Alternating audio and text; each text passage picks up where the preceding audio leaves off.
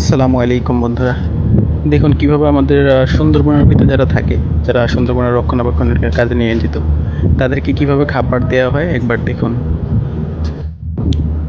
প্রিয় বন্ধুরা, আপনাদের কাছে একটা রিকোয়েস্ট, একটা লাইক, একটা সাবস্ক্রাইব করবেন প্লিজ।